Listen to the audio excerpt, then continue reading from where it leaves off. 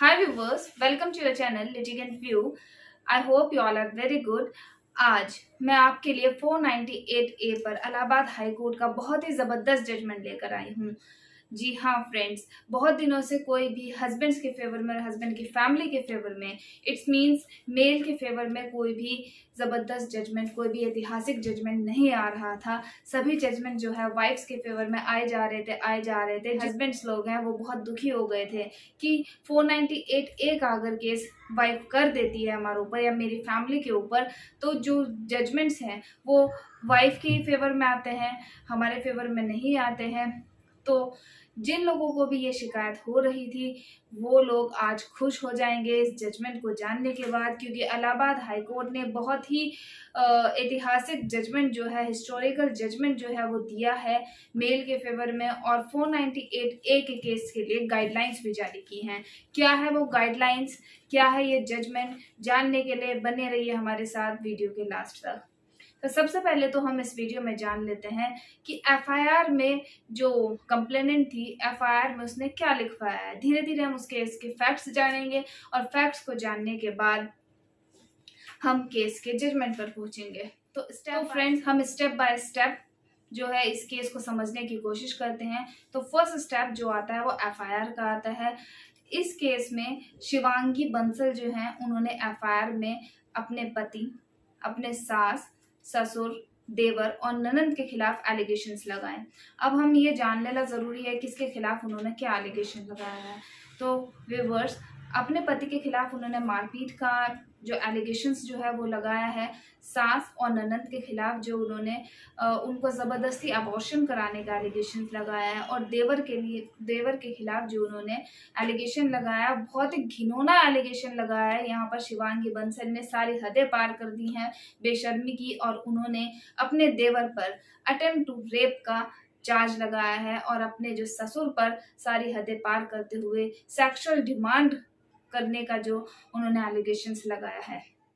शिवांगी बंसल जो इस केस में कंप्लेनेंट है, उन्होंने यूपी के एक तिलकुआ पुलिस स्टेशन जो कि हापुड़ जिले में आता है में एक एफआईआर दर्ज की 22 अक्टूबर 2018 को, जिन्होंने उसमें एलिगेशन लगाया कि 3 अक्टूबर 2018 को उनके पति ने उनके साथ मारपीट की, और यहाँ तक कि इतनी मारपीट की कि उनका जो फेस भी था वो टॉयलेट का जो कमोड होता है उसमें उन्होंने दे दिया। उसके बाद 4 अक्टूबर 2018 को उन्होंने 100 नंबर की जो हेल्पलाइन नंबर है उस पर फ़ोन किया और एसीपी को रिटर्न सबमिशन भी दिया। उसके बाद वो अपने जो नेटिव पैलेस है हापुड़ में आ गई और 22 अक्टूबर 2018 को एक कंप्लेंट दर्ज कर रही हैं। इस एफआईआर में शिवांगी जोशी ने अपने ससुराल वालों पे ये भी एलिगेशन लगाया कि उसके जो फादर ने 2 करोड़ रुपए की उसकी शादी की थी, जिसमें उन्होंने ज्वेलरी, उसके क्लोथ्स, यूटेंसिल्स, फर्नीचर आदि पर खर्च किया था सब कुछ। उसके बाद भी 2 करोड़ की शादी होने के बाद भी उसके ससुराल वालों ने उससे लगातार डॉली की मांग की और डॉली की मांग करते रहे। 50 लाख रुपए की डॉली की मांग जो है उन्होंने, उसके ससुराल वालों ने उनसे की है। ऐसा शिवांगी जोशी कंप्लेनेंट ने एफआईआर में लिखवाया है। तो शिवांगी जोशी की कंप्लेंट पर जो एफआईआर है वो 498A, 504, 506, 307, 120B IPC and 3/4 domestic prohibition act के तहत दर्ज की गई। सबसे पहले मैं यहाँ बता देना जरूरी समझती हूँ कि जो शिवांगी बंसल जो कंप्लेनेंट है, उन्होंने जो अपने देवर और अपनी ननद के खिलाफ एलिगेशन लगाए थे, इन्वेस्टिगेशन के दौरान ही पुलिस ने सही नहीं माने और उनका नाम जो है चार्जशीट में दाखिल नहीं किया और एफआईआर से ही उनका नाम क्वैश कर दिया। तो व्यूअर्स, 3/3/2022 को ASJ फास्ट ट्रैक कोर्ट जो हापुड़ की है उसमें प्रोटेस्ट पिटीशन डिसमिस होने के बाद अब जिन 3 पर एलिगेशन रह गया था, सास, ससुर और पति, वो रिवीजन में इलाहाबाद हाई कोर्ट पहुंचे। तो सबसे पहले तो जो इन लोगों की साइड से एडवोकेट थे, मीन्स सास, ससुर और हस्बैंड की साइड से जो एडवोकेट थे, उन्होंने सबसे पहला तर्क जो है कोर्ट के सामने यही रखा कि जो 2014-15 का जो ITR है, शिवांगी जोशी का जो ITR है, वो उसके अकॉर्डिंग जो इनकी ग्रॉस टोटल इनकम निकलती है वो 2,24,000 समथिंग है। और 2015-16 की जो इनकम है वो 2,75,000 समथिंग है। और अगर हम इनके फादर के ITR के अकॉर्डिंग ग्रॉस टोटल इनकम देखें तो 2015-16 का जो है उसमें 3,54,000 समथिंग और 2016-17 में 5,54,000 समथिंग। तो इनका जो ग्रॉस टोटल है वो निकलता है। इसके अकॉर्डिंग ये प्रतीत होता है कि शिवांगी बंसल जो है वो एक मिडिल क्लास फैमिली से बिलोंग करती हैं। तो जो वो एलिगेशन लगा रही हैं कि उनके फादर ने उनके 2 करोड़ रुपए की शादी की थी, वो मिडिल क्लास फैमिली के लिए एक बिल्कुल भी पॉसिबल नहीं है। तो ये एलिगेशन जो है वो फर्स्ट साइट में ही झूठा नज़र आता है। और दूसरा तर्क जो इनके एडवोकेट ने रखा वो रखा कि जो कहीं तो अपनी FIR में शिवांगी जोशी ये मान रही हैं कि 50 लाख रुपए डोरी जो है उनके लॉज ने उनसे डिमांड की है, कहीं पर 20 लाख रुपए डोरी उनके लॉज ने जो है डिमांड की है। तो शिवांगी जोशी यहाँ पर खुद ही शिवांगी बंसल, तो शिवांगी बंसल यहाँ पर खुद ही जो है कंफ्यूज है कि उनके ससुराल वाले ने उनसे 20 लाख रुपए की डिमांड की थी या 50 लाख रुपए की डिमांड की थी। तो उनके इस कंफ्यूजन से सरासर यहाँ पर साबित हो जाता है कि जो वो कह रही हैं वो बिल्कुल झूठ बोल रही हैं। उनकी जो FIR है वो बिल्कुल झूठी है, फॉल्स है उनके। अब हम अपने दूसरे पॉइंट पे आते हैं। इसमें शिवांगी जोशी खुद मानती हैं कि दिसंबर 2015 में उनकी शादी होने के बाद उनके और उनके हस्बैंड के जो बीच हैं वो इश्यूज जो हैं वो काफ़ी ज़्यादा बढ़ने लगे। और इसको देखते हुए उनके जो सास ससुर हैं उन्होंने ये सोचा, क्योंकि उनको इसी बीच एक बेटी भी हो गई थी, उन्होंने ये सोचा कि हम जो है दूसरे अपार्टमेंट में, रेंटल अपार्टमेंट में शिफ्ट हो जाते हैं, और ताकि जो इन लोगों के बीच जो है सारे इश्यूज जो हैं हो सकता है वो हमारे अलग रहने से क्लियर हो जाएं। क्योंकि उनकी एक बेटी भी है, तो उस बेटी का भी सोचते हुए कि अगर हम शायद अलग हो जाएं तो ये इश्यूज जो हैं वो ज़्यादा ना बढ़ें, तो ये सोचते हुए अप्रैल 2017 में सास ससुर और उनका जो अनमैरिड बेटा था, यानी कि शिवांगी बंसल का जो देवर था, वो अलग रहने लगे दूसरे अपार्टमेंट में। और शिवांगी बंसल और अपने हस्बैंड के साथ पीतमपुरा वाले उनका जो अपार्टमेंट था उसमें रहने लगी।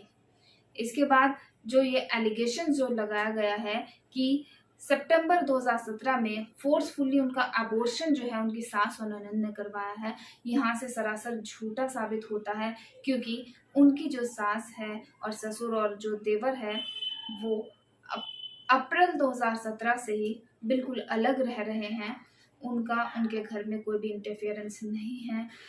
तो इससे ये एलिगेशन जो है झूठा साबित होता है। दूसरा, जो इनका एडवोकेट है उन्होंने कोर्ट का ध्यान इस ओर भी लगाया कि इन्वेस्टिगेशन के दौरान जो डॉक्टर अमिता अग्रवाल थी उनका स्टेटमेंट पुलिस ने रिकॉर्ड किया, उसमें उन्होंने क्लियरली बोला है कि जो शिवांगी बंसल का जो अबॉर्शन हुआ था वो उनकी इच्छा और उनकी मर्जी से हुआ था, कोई फोर्सफुली नहीं हुआ था। तो ये एलिगेशन भी है सरासर यहाँ पर झूठा साबित होता है। अगर तीसरा, जो इन्होंने अपने हस्बैंड पे एलिगेशन लगाया कि इनके हस्बैंड ने इनके साथ जो है बहुत ज़्यादा मारपीट की है, और यहाँ तक कि इन्होंने अपने हस्बैंड पे ये भी इल्ज़ाम लगा दिया कि जब वो प्रेग्नेंट थी तो उनके पति ने उनके साथ जो है ज़बरदस्ती रिलेशन बनाने की कोशिश की है, ऑरली सेक्स उनके साथ करने की कोशिश की है। ये भी एलिगेशन जो है शिवांगी बंसल ने अपने हस्बैंड पर लगाया है।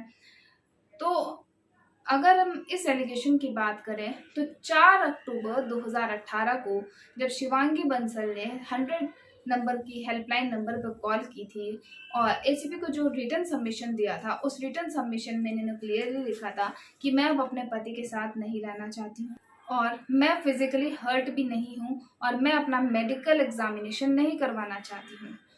तो व्यूअर्स, यहाँ पे ये ध्यान देने वाली बात है कि जब उन्होंने अपनी 22 अक्टूबर 2018 को जो FIR लिखवाई उसमें लिखवाया है कि 3 अक्टूबर को उनके पति ने उनके साथ मारपीट की है, लेकिन 4 अक्टूबर को जब उन्होंने ACP को रिटर्न सबमिशन दिया उसमें वो बोल रही है कि वो फिजिकल हर्ट नहीं है और मेडिकल एग्जामिनेशन नहीं करवाना चाहती हैं। तो यहाँ पर भी उनकी जो बात है उसको सच नहीं माना जा सकता कि क्या सच है क्या झूठ है। वहीं पर जो एफआईआर दर्ज होने के बाद अगर उनकी मेडिकल एग्जामिनेशन करवाई गई है, उसमें भी सिर्फ उनकी नेक पर हल्का सा निशान जो है वो पाया गया है कि वो चुन्नी से उनका जो है वो निशान आ गया है। कोई उनके पति ने उनको ज़्यादा हर्ट नहीं किया है। तो इस सब को देखते हुए इलाहाबाद हाई कोर्ट ने जो उनका सास और ससुर के खिलाफ जो एलिगेशन थे उसको क्वैश कर दिया, उनका नाम एफआईआर से क्वैश कर दिया। हालांकि पति का नाम, उसके हस्बैंड का नाम नहीं कर पाई, उसको उन्होंने बोला कि ट्रायल का मैटर है, बट ससुर और सास के खिलाफ जो एलिगेशन थे उनके नाम जो है उन्होंने एफआईआर से क्वैश कर दिए। और इस केस को देखने के बाद इलाहाबाद हाई कोर्ट ने यहाँ तक कह दिया कि 498 का अगर इसी तरह दुरुपयोग होता रहा है तो आने वाले समय में लोग शादियां ही करनी बंद कर देंगे और जो हमारी पुराने ज़माने से जो व्यवस्था चली आ रही है शादियों की, जो हमारे यहाँ परंपरा है, वो ही समाप्त हो जाएगी। अगर वैवाहिक मामलों को इसी तरह बढ़ चढ़कर प्रस्तुत किया जाता रहा है, इसीलिए शहरों में लिव इन का प्रचलन जो है वो ज़्यादा बढ़ रहा है। और इसी केस में इलाहाबाद हाई कोर्ट ने एक गाइडलाइन भी जारी की है, जो कि 498 ए में जब एफआईआर दर्ज की जाएगी तो एफआईआर दर्ज होने के बाद जो 2 महीने का जो पीरियड है वो कूलिंग पीरियड कहलाएगा। इस 2 महीने के कूलिंग पीरियड में नामजद आरोपी जो हैं उनको ना तो अरेस्ट किया जा सकता है, ना उनके खिलाफ कोई कोर्सिव एक्शन लिया जा सकता है। तो इसका मीनिंग क्लियर है फ्रेंड्स, यानी कि 2 महीने इलाहाबाद हाई कोर्ट ने आपको दे दिए हैं अपने आप को बचाने के लिए, अपना बचाव प्रस्तुत करने के लिए। तो ये जो लाइन है इलाहाबाद हाई कोर्ट की व्यूअर्स, ये बहुत ही इम्पॉर्टेंट लाइन है मेल्स के फेवर में, यानी कि उनको 2 महीने का टाइम मिल जाता है अपना बचाव प्रस्तुत करने के लिए। उस 2 महीने में आप जो है आयो से बातचीत कर सकते हैं, एंटिसिपेटरी बेल ले सकते हैं, या अपने बचाव में जो कुछ भी आप करना चाहते हैं, अपने बचाव में, अपनी फैमिली के बचाव में जो कुछ भी आप करना चाहते हैं, इस 2 महीने के कूलिंग पीरियड में आप कर सकते हैं। यानी इलाहाबाद हाई कोर्ट ने इस जजमेंट में क्लियर कर दिया है कि 2 महीने तक कोई अरेस्टिंग नहीं होगी। जिन जिन लोगों के भी नाम एफआईआर में हैं उनमें से किसी की भी कोई अरेस्टिंग नहीं होगी, ना ही आपके खिलाफ कोई कोर्सिव एक्शन लिया जाएगा। तो यहाँ पर ये जजमेंट जो है बहुत इम्पॉर्टेंट इसलिए हो जाता है कि जो 498 ए में एफआईआर होने के बाद जो एकदम हस्बैंड्स थे वो बहुत ज़्यादा डर जाते थे कि हमारे खिलाफ एफआईआर हो गई, अब हमें तुरंत अरेस्ट कर लिया जाएगा, हमारे फैमिली मेम्बर्स को तुरंत अरेस्ट कर लिया जाएगा। यहाँ पे उनको बचाव मिल जाता है। उनको 2 महीने का जो टाइम पीरियड है वो कोर्ट के द्वारा दिया जाता है। 2 महीने में वो अपना बचाव जो है वो कर सकते हैं, अपना जो भी उनको स्टेप्स लेने हैं अपने बचाव में वो यहाँ पर ले सकते हैं। उनको कोई अरेस्टिंग उनकी नहीं होगी 2 महीने का कूलिंग पीरियड जब तक की रहेगा। दूसरा, इलाहाबाद हाई कोर्ट ने एक और गाइडलाइन जारी की है कि व्यूवर, जैसे कि आप सबको पता ही है नॉर्मली क्या होता था जब हस्बैंड और वाइफ का जो ये मैटर्स होते थे, इनमें समझौता होने के बाद डाइवोर्स भी हो जाता था। उसके बाद भी ये समझौते में मेंशन होता था कि जितने भी वाइफ द्वारा जो केस किए गए हैं वो 498 ए के हों, डीवी एक्ट के जितने भी केसेस हैं वो सब वापस ले लिए जाएंगे, और यहाँ तक कि उनके बीच डाइवोर्स भी हो जाता है, उसके बाद भी वो केसेस जो है वो वापस नहीं लेती हैं। तो इलाहाबाद हाई कोर्ट ने यहाँ पर ये गाइडलाइन जारी की है कि 498 ए के मामले में जब भी कोई समझौता होगा तो उस समझौते के बेसिस पर जिला सत्र न्यायालय के जो न्यायाधीश हैं वो उस समझौते के बेसिस पर 498 की जो कार्रवाई है उसे ख़त्म करने की पावर जो है वो रखेंगे। तो व्यूवर्स, इस जजमेंट को डिस्कशन के बाद जो मैंने आपसे डिस्कस किया है, आप समझ गए होंगे कि एडवोकेट्स ने जो भी पक्ष रखे थे और जो भी कंप्लेनेंट ने एलिगेशंस लगाए थे उन सबको देखते हुए कोर्ट्स ने क्या गाइडलाइंस जारी की हैं। तो उससे यही क्लियर होता है कि 498 ए का केस अगर आपके ऊपर होता है तो आपको घबराने की बिल्कुल ज़रूरत नहीं है। आपकी तुरंत में कोई अरेस्टिंग नहीं होगी, चाहे आपके फैमिली के किसी भी मेंबर का उसमें नाम 498 के एफआईआर में नाम हो, आपका नाम हो, तो तुरंत उसमें जो अरेस्टिंग का डर आपको रहता था जिसकी वजह से आप जो है अपने घर से निकलना भी से भी जिसकी वजह से आप अपने घर से भी निकलने से डरते थे कि घर से कहीं निकल गए, कोई अरेस्टिंग वगैरह तुरंत हो गई, है ना, तो आपको और आपकी फैमिली को कौन बचाएगा, कैसे क्या होगा। कई बार तो ऐसा होता था कि पूरी फैमिली का नाम जो है वो इस एफआईआर में मेंशन होता था और सभी के सभी एक साथ अरेस्ट हो जाते थे। उसमें जो अपना बचाव पक्ष करने का भी लोगों को मौका नहीं दिया जाता था। तो जो ये सब प्रॉब्लम्स हो रही थी और जो 498A की जो झूठी एफआईआर्स हो रही हैं, क्योंकि ये एफआईआर जो है, अगर 10 एफआईआर होती हैं, 10 में से 2 एफआईआर जो है वो सच होती हैं और 8 एफआईआर जो है वो झूठी एफआईआर आजकल हो रही हैं। इस सब को देखते हुए जो ये इलाहाबाद हाई कोर्ट का जजमेंट है, बहुत ही एक अच्छा जजमेंट जो है वो माना जाता है, इसीलिए ये ऐतिहासिक जजमेंट है। इसमें 2 महीने का कूलिंग पीरियड अब रहेगा। उस 2 महीने का जो कूलिंग पीरियड में आप लोगों को अपना बचाव करने का जो है मौका मिल जाएगा। 2 महीने में आप बहुत कुछ कर सकते हैं। एंटीसिपेटरी बेल ले सकते हैं, आईओ से बातचीत कर सकते हैं, एफआईआर क्वेश्चन के लिए जा सकते हैं, जो भी आप अपने बचाव में कर सकते हैं वो सब कुछ करने का आपको मौका मिल जाएगा। तो आई होप ये जजमेंट जो है बहुत दिनों बाद जो हस्बैंड्स के फेवर में आया, इससे हस्बैंड्स और उसकी फैमिली तो बहुत ज़्यादा खुश हो गई।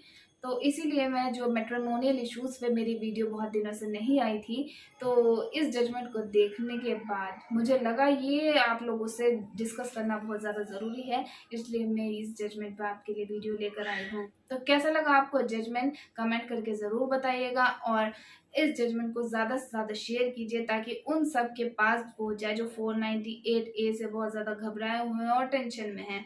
ठीक है, तो व्यूवर्स मिलते हैं हमारी नेक्स्ट वीडियो में एक नई लीगल जानकारी के साथ। Thank you.